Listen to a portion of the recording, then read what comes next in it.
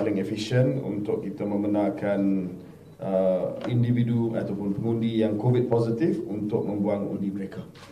Jadi saya harap semua petugas KKM faham tentang SOP ini. Semua petugas SPR juga telah pun diberitahu tentang SOP ini, what to do. Dan juga untuk orang ramai, pengundi-pengundi yang mungkin beratur lama, tiba-tiba nampak ada yang terus masuk ke depan, itu adalah pengundi di bawah kesihatan awam. Kita jangan cakap pengundi COVID, pengundi kesihatan awam, ya, supaya mereka dapat masuk keluar dengan cepat. So for voters, please be patient. If you see the KKM staff at your voting streams bringing a voter in straight to vote, those are voters who have public health considerations for us to allow them to vote and leave the voting polling station as quickly as possible. Untuk bagi pengundi positif COVID wajib pakai pelitup muka. Bagi pengundi-pengundi yang lain amat digalakkan untuk memakai pelitup muka. Ya, ini bukan optional, ini bukan digalakkan, tapi Menteri Kesihatan amat menggalakkan semua pengundi dan juga petugas di polling station untuk memakai pelitup muka. Ya, saya rasa lebih cermat, lebih baik daripada kita mengambil risiko. Because as you know, especially in the morning on polling day, there will be thousands of people in the polling center. Dan untuk kita nak jarak, walaupun kita encourage janganlah terlalu rapat, but it gets very crowded. Ya, jadi saya harap pengundi bawalah pelitup muka dan memakailah pelitup muka sewaktu membuang undi nanti. Okey, dan saya cuma nak maklumkan bahawa ialah dekat-dekat nak membuang undi ni, macam-macam video berkenaan dengan anti-vax timbul balik nak serang saya. Jadi saya tanya pakar kita untuk memberi kepastian berkenaan dengan keberkesanan vaksin ini. Ya. Dan kalau kita melihat daripada status vaksinasi, insiden kematian bagi pesakit yang tidak pernah divaksinasi adalah 3 kali lebih tinggi berbanding dengan pesakit yang mendapat 2 dos vaksinasi.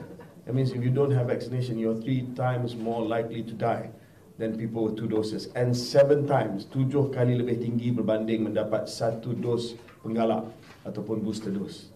These are the facts. Ya, these are the facts. Of course, anti-vax kata, oh, dapat vaksin pun boleh dijangkiti COVID-19. Ya, vaksin ini tidak terhasil untuk kita mencegah jangkitan. From the get-go, kita dah very clear, iaitu vaksin COVID-19 adalah untuk mengurangkan gejala dan untuk memastikan bahawa COVID-19 bukanlah satu penyakit yang ada severity yang tinggi. Dan kita telah berjaya menurunkan semua indikator severity dari segi kematian, kemasukan ke dalam unit rawatan rapi dan juga kemasukan ke hospital, penggunaan alat bantuan pernafasan dan sebagainya. Dan saya juga ingin maklumkan bahawa tiada kes kematian yang melibatkan pesakit yang menerima rawatan Paxlovid di peringkat community. We said vaccines are important, boosters are important, dan kalau risiko tinggi, pergilah ambil ubat antiviral, ubat rawatan COVID-19 yang kita bagi secara percuma. And so far up to now, TNT pun sahkan benda ni, bahawa those yang kita bagi Paxlovid in community, klinik kesihatan dan sebagainya, they're all recovered. That means we are really probably at the edge, at the end of the transition to endemicity. Then very soon we can even go closer towards endemicity. So I would like to saya ingin mengucapkan terima kasih kepada semua warga Kementerian Kesihatan Malaysia. Ini adalah satu pencapaian yang luar biasa, ya, dalam keadaan di mana kita berdepan dengan pandemik dan mengadakan pilihan raya, tetapi kita melihat bahawa soal COVID-19 ini diuruskan begitu baik sekali. Walaupun jumlah jangkitan pasang surut dan ada gelombang yang datang dari masa ke semasa, but the good people of KKM has made sure that it is very much under control. Not only are you safe to go out and vote on Saturday. Tapi insyaAllah saya melihat we are heading truly towards endemicity very, very soon. Jadi itu yang saya nak sampaikan untuk memberi keyakinan kepada pengundi dan juga orang ramai bahawa as far as KKM is concerned, peraturan sudah ada untuk mereka yang COVID positif dan juga keadaan terkini COVID-19 sangat terkawal. Okey, ada soalan? No. Yeah. I just wanted to know, yes, I mean, everybody's going to be crowding around these next few days. I was just wondering what MOH's plans are in preparation for, I don't know, I mean, I'm just being an alarmist here, but maybe there might be an outbreak following the election the next few days. Are you guys mobilizing anything to prepare for it? We are we are constantly in a state of preparedness as far as the pandemic is concerned.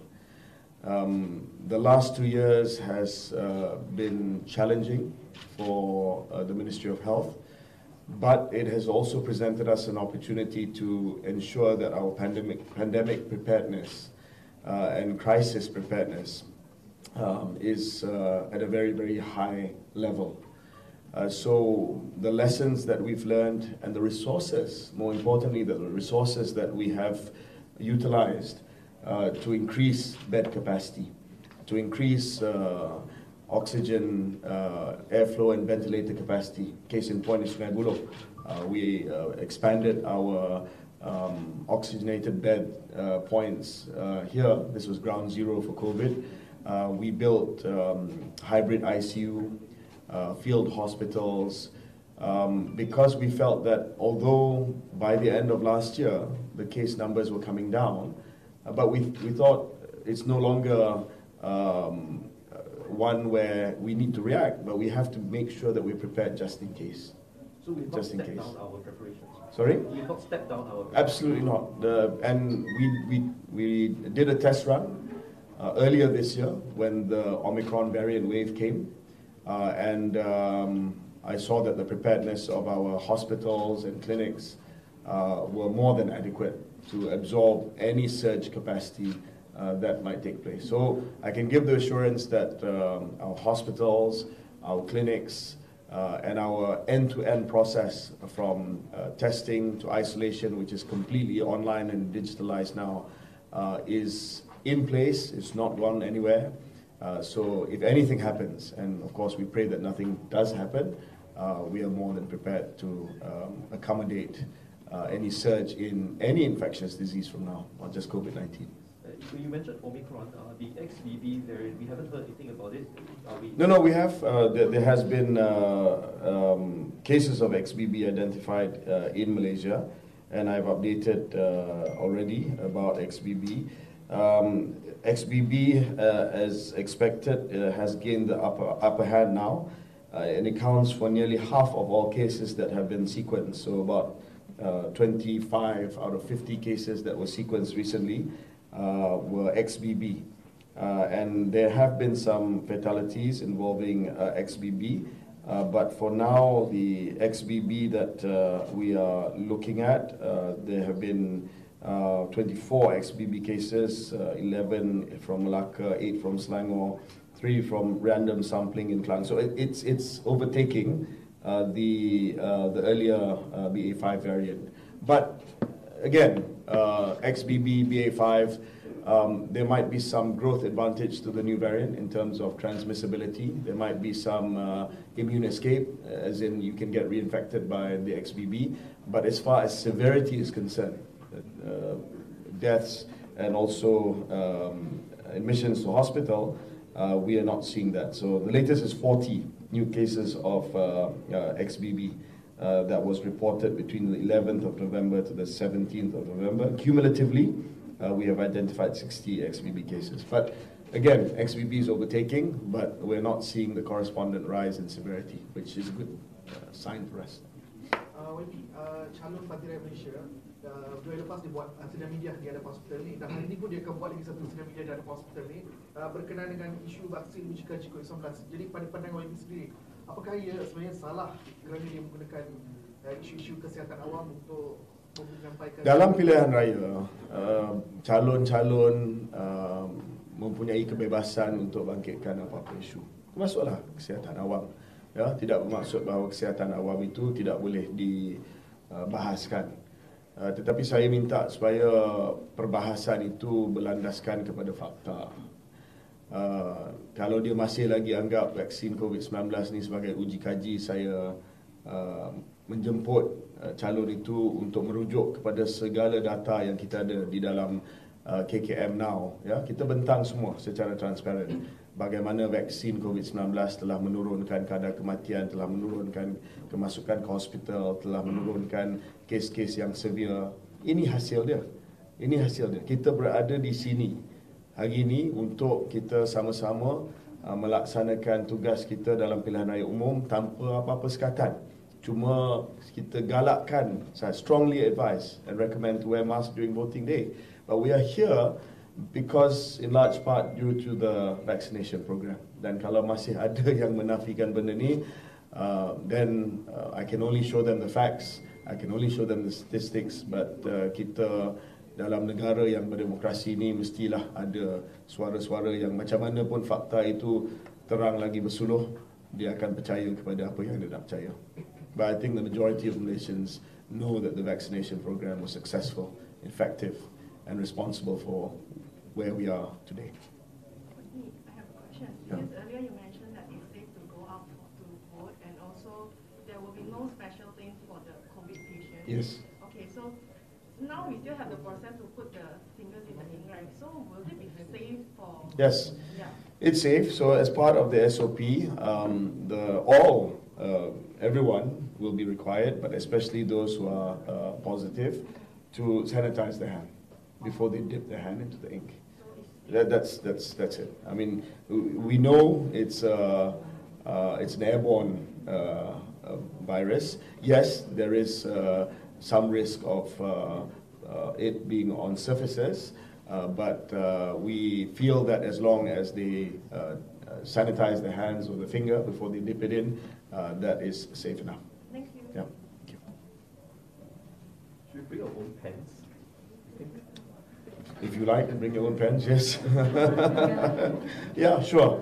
I mean, that's also good advice. If you feel that you want to bring your own pen, bring your own pen. Yeah. But there will be sanitizers available, yeah, and that should keep you safe as far as the voting is concerned. Yeah. But it's the mask that's the most important thing. It's mask that's the most important thing. Jadi YB calon pun digalakkanlah buat swab test nanti. Swab test? Untuk calon, means calon kalau rasa tak selesa atau bagaimana calon-calon yang akan. No, kalau the advisory is still the same. Kalau ada symptoms, siapa pun, tak kisahlah calon ke, pengundi ke, kalau ada gejala, digalakkan untuk buat test RTK, rapid test kit mesti. But there's no need for calon to buat swab test. Now that we've moved on from that already. Okay, on the vaccines, I do remember that we were doing a sort of a test on an inhaled version of the CanSino. Yeah, so on the CanSino inhalation vaccine, or rather the vaccine that's administered through inhalation, we are now in the process of recruiting participants in the trials. So once the participant recruitment is done, then the principal investigator will start with the trials.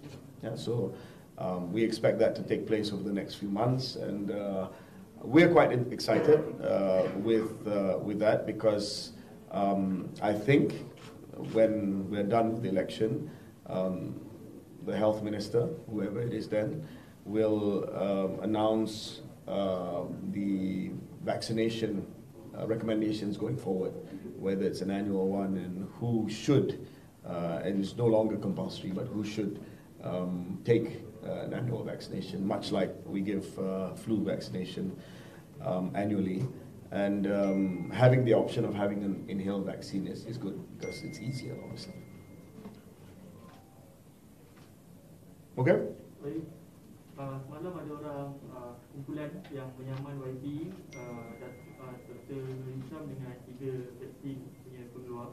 So apa komen YB terhadap Saya belum terima lagi notis saman tersebut. Kalau saya terima notis saman tu, saya kena minta peguam yang saya akan lantik untuk menjawab nanti lah. Ya.